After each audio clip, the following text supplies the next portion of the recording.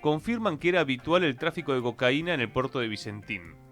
Y cuenta, el único integrante de la tripulación filipina del barco en el que se encontraron 470 kilos de cocaína, que quedó implicado en el caso, declaró judicialmente, este filipino. Sí. Sostuvo bajo juramento que lo conectó una organización que lo convenció de que no debía preocuparse por los riesgos de lo que pueda pasar con el tráfico de cocaína en este puerto santafesino, que es el mayor puerto exportador de la Argentina, el puerto de San Lorenzo. Relax, fue lo que le dijeron. Hacemos esto 2 o 3 veces por mes y nunca ocurre nada. Para hablar de esto saludamos a Carlos Delfrade, compañero periodista, dirigente político santafesino. ¿Qué tal, Carlos? ¿Cómo andas? ¿Cómo les va? Gracias por llamar. Bueno, es algo que se sabe, ¿no? Pero de repente, no sé si está todo tan roto o están tan relajados los narcos que directamente se encontró la cocaína ahí nomás. ¿Es así? Sí, lo que pasa es que acá es narcotráfico de verdad. No es el chiquitaje de los barrios de Villa 31, Retiro, o lo que pasa en distintos barrios de Buenos Aires. Es el chiquitaje. Nos quieren hacer creer que ahí está Pablo Escobar Gaviria. Eso es una gran mentira del sistema. Los grandes negocios mafiosos del sistema que alimentan al sistema, el petróleo, las armas, los medicamentos, el narcotráfico y la trata de personas, lo manejan los grandes empresarios mafiosos. Y lo que pasa por los puertos, que es narcotráfico de verdad, lo manejan los grandes empresarios, entre otros los delincuentes de Vicentín. Porque acá lo que debe quedar claro, que además de lo que dice el cocinero del buque, que es esa declaración que vos leíste allí en la política online, es el quinto ya cargamento en los últimos 5 años que saliendo de los puertos de Vicentín, que tiene 3, 2 en San Lorenzo y uno nada más y nada menos que el mitológico puerto de la ciudad de Rosario, en los últimos 5 años, 5 cargamentos por más de 4 toneladas de cocaína, 3 de los cuales nos enteramos cuando llegaron a puertos de Asia, de Europa y de Oceanía. Entonces, esto lo que inaugura son conceptos que hay que correr el velo de la cabeza, porque tenemos la cabeza absolutamente colonizada por el sistema. El narcotráfico es un negocio de los grandes empresarios, el 30% del sistema financiero internacional, nacional, provincial, municipal, en donde haya un banco, viene del narcotráfico. Ese negocio se viene haciendo desde hace 47 años, 24 de abril del 78, un acuerdo político entre la dictadura de Videla y de Banzer, 200 kilos de cocaína que llegan al puerto de Rosario, a la zona franca de Bolivia, y desde entonces lo que los paraguayos llaman la hidrovía de la cocaína, 23 toneladas por año pasan por los 79 puertos de las 7 provincias vinculadas al río Paraná. Entonces hay que empezar a situar de lo que realmente pasa. Después tenés el triste circo que hace Patricia Burri diciendo nosotros encontramos esto, gran mentira, gran mentira. El que denuncia esto es el capitán del buque, pero ellos se montan ¿con qué criterio? Con el criterio de blandir la idea del narcoterrorismo para meter a los milicos como Policía Nacional, tal como lo viene pidiendo Estados Unidos de la década del 90, para que, al igual que en Colombia, en México, en Brasil, en Perú, en Ecuador, el ejército, por un lado, maneja el narcotráfico, se convierte en el principal cartel narco del país, como está pasando en todos estos países, pero al mismo tiempo genere, con la excusa del narcotráfico, control social sobre la gente frente a este fenomenal grado de saqueo en esta colonia perversa en la que se ha convertido la Argentina por un imperio en decadencia como es Estados Unidos. ¿Cuántas toneladas decís que se trafican por año? 23 toneladas, esto no lo digo yo, lo dice el gobierno de Paraguay. ¿Y cómo explicar esto que ocurrió en el puerto de Vicentín? Esto lo denuncia el capitán. El capitán es el que dice yo encontré el cargamento. Para mí el capitán cobra 2 veces, pero eso está en la lógica empresarial narco, que después en algún momento explicaremos. Lo denuncia el capitán. Lo que vos leíste es lo que declaró el cocinero, que es el único que queda detenido de esa tripulación de 21 integrantes, todos filipinos en ese barco de bandera de las Islas Marshall que se llama Ceci, ese barco. Ese es el que dice que la organización le dijo claramente nosotros 2 o 3 veces por mes sacamos esto por Vicentín. Claramente distintas cajas para hacer guita por un conjunto de 17 empresarios fascinerosos que hizo de Vicentín, de la mejor empresa de la provincia de Santa Fe, de la principal exportadora de la Argentina, hizo primero el fugaducto del macrismo y después un lugar en donde se habilita el narcotráfico desde hace muchos años. ¿Me explicas cómo sería esto que el capitán cobre por dos lados?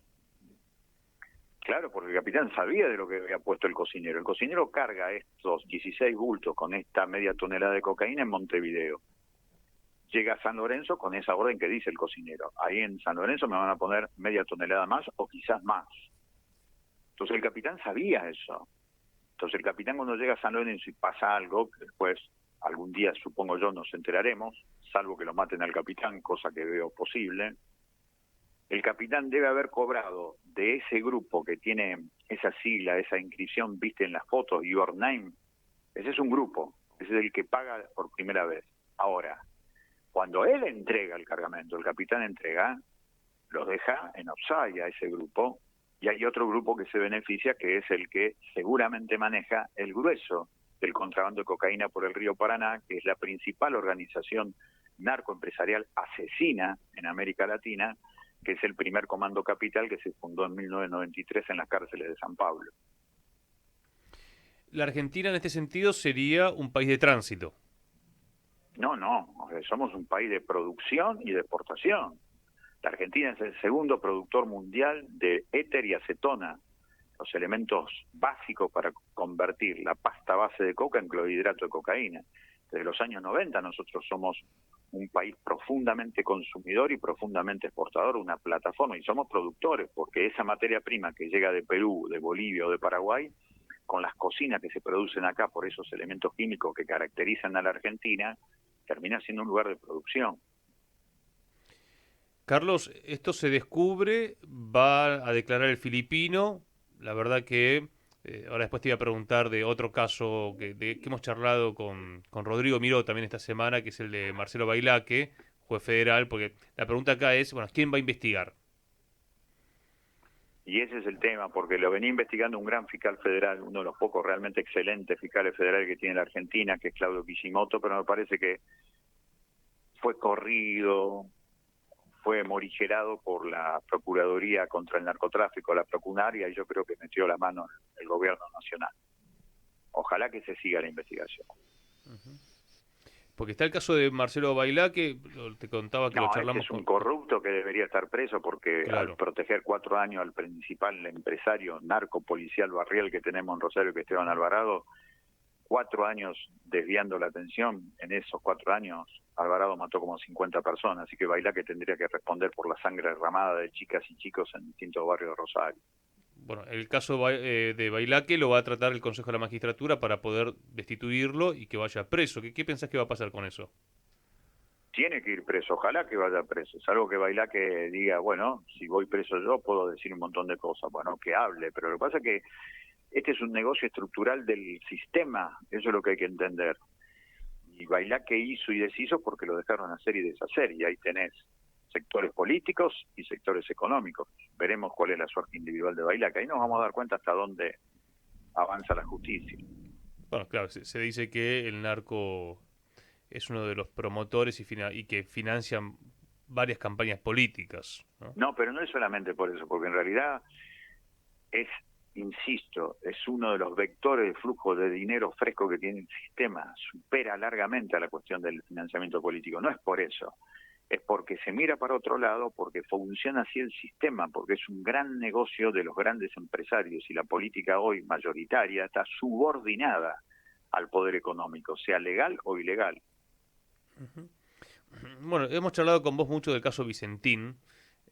Preguntarte, ya que estamos hablando del puerto de Vicentín, ¿qué está pasando con esa empresa? ¿Dónde puede terminar todo el caso de la quiebra? Y bueno, de esa discusión que empezamos creo que en el 2022 y que todavía no ha terminado. En realidad, Vicentín se declara en cesación de pago, le llaman estrés financiero, 4 de diciembre del 2019, empieza el proceso concurso de acreedor el 10 de febrero del 2020, ya en julio del 2020 se había constatado que Vicentín había fugado 788 millones de dólares a paraísos fiscales de la isla Sheila en Inglaterra, al mismo tiempo que generó una deuda de 1.600 millones de dólares. 5 años después está al borde de la quiebra, son 33 empresas, 7.000 trabajadores en forma directa, más de 30.000 en forma indirecta. Se pierde el primer lugar de la exportación, ahora está un viejo socio de ellos que se llamaba Glencore y ahora se llama Viterra, y da la sensación que lo que se va a querer salvar son 2 o 3 empresas vinculadas a la exportación, pero hay una gran angustia entre los trabajadores, y esta semana se conoció un informe de los interventores de Vicentín que marcan como 17 directivos de Vicentín, entre ellos un expresidente durante 2 mandatos de la Bolsa de Comercio de Rosario, el señor Paduan, que seguía sacando plata hasta el día de hoy de Vicentín, robando ese dinero, sacándoselo a los trabajadores. La verdad, da mucha bronca porque durante muchos años tuvieron protección política, incluso hoy, de la gente que está gobernando la provincia de Santa Fe. Da mucha bronca. Uh-huh. Entonces vos lo que decís que de todo el entramado de Vicentín van a quedar algunas empresas en manos de capitales extranjeros. Sí, los puertos ya están manejados todos por extranjeros en la Argentina. La Argentina hoy es una colonia de Estados Unidos y los principales negocios argentinos están en manos de extranjeros, por eso cada vez estamos más pobres. Uh-huh. Bueno, sobre eso hay que decir que la triangulación de Vicentín, de la que tanto hemos hablado, ¿no? Ese escándalo nos permitió ver a muchos, bueno, cómo es el manejo de granos, del mercado de granos en la Argentina, donde, por ejemplo, Cargill, la mitad de los granos que exporta lo hace de manera no registrada, o podemos decir por contrabando, lo hace Cargill, lo hacen todos, ¿no? Así es. Qué situación compleja. Carlos, ¿y cómo estás viendo la cuestión general de la política argentina? Vos militás en Santa Fe, pero tenés también toda una visión, por ejemplo, del río Paraná, de los debates estratégicos que estamos teniendo. ¿Ves que son pocos los que lo plantean o tenés optimismo en lo que se pueda estructurar de aquí en adelante?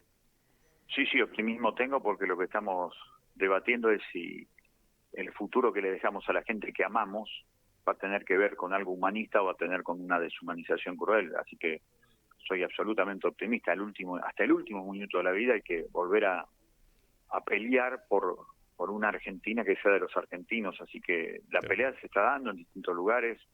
Somos minoría por ahora y algún día seremos mayoría, pero hay que trabajar mucho en la conciencia de la gente. Hay que descubrir la cabeza nuestra con pensamiento propio. Yo el último libro que saqué tiene como título Soberanía de la Cabeza, porque quiero que la gente vuelva a pensar sobre sí misma, sobre sus necesidades, no que sea pensada y repita los pensamientos que el poder económico le mete a través del teléfono celular o de los medios de comunicación. Soberanía de la cabeza es fundamental, y humanismo beligerante. La última te pregunto, Carlos, respecto de la mal llamada hidrovía, que es en realidad la red troncal fluvial, cómo gobernamos... El río Paraná es, todo lo demás es verso. El río Paraná. El río Paraná. Vi que estuvieron haciendo algunos eventos desde la Cámara de Comercio, invitando investigadores. Recordemos que en febrero quedó frustrada la licitación, una licitación amañada. El dragado, balizamiento y peaje. Claro. Que era una pelea entre Macri y Milei, es eso, por eso se frustró. El pueblo está fuera totalmente de la discusión del lugar por donde sale la mayor cantidad de riqueza. Esto es lo más obsceno. Eso es un hecho objetivo. Del lugar por donde sale la mayor riqueza de la Argentina. Ahora, si podés recordarme la disputa, Macri representaba a la empresa belga de Sorreguieta, ¿no? De la Reina. No. A la empresa holandesa. Holandesa, perdón. Esa es una empresa que no tiene vínculos como Estados Unidos, como sí tiene la Jan de Null, que sí es belga, que representa a Milei porque es un soldado de los yanquis. De Trump. Claro. Sí, que de hecho dejaron afuera a la China, ¿no? Ahora, ¿cómo está la discusión? Lo tratan de hacer. Tratan de hacerlo, es muy difícil dejar afuera a China. Claro, porque tiene la mejor oferta. ¿Y eso en qué estado está? No, eso es una discusión entre ellos de minorías. Lo que nosotros estamos tratando de pelear es en que se cumpla la Constitución Nacional, los códigos civiles, las leyes provinciales, en donde la cuestión del agua de los ríos es, en primer lugar, soberanía de las provincias. En segundo lugar, que el estudio de impacto ambiental sea antes de la licitación y no después. En tercer lugar, que le digan al pueblo de las ciudades vinculadas a los puertos de cuánta plata le va a dejar al pueblo. Mientras esa discusión no está, vamos a seguir tratando de que eso se diga. Hay que molestar muchísimo al poder para que esto no sea solamente el negocio de pocos. Pero para dejar en claro, a ver, la licitación sí va a ser, si mal no recuerdo, por 30 años. ¿Eso en qué quedó? Porque mientras tanto sigue Jan de Null. Sí, por ahora sigue Jan de Null y después se verá si se ponen de acuerdo entre Macri y Milei. Bien. Carlos, querido, te agradecemos como siempre, ¿eh? Un abrazo grande. Un lujo, ¿eh? Empezamos hablando de la cocaína, terminamos hablando del río Paraná, porque está justamente vinculado, porque por donde pasan eso más de 20 toneladas de cocaína, es justamente navegan por el río Paraná y por los diferentes puertos.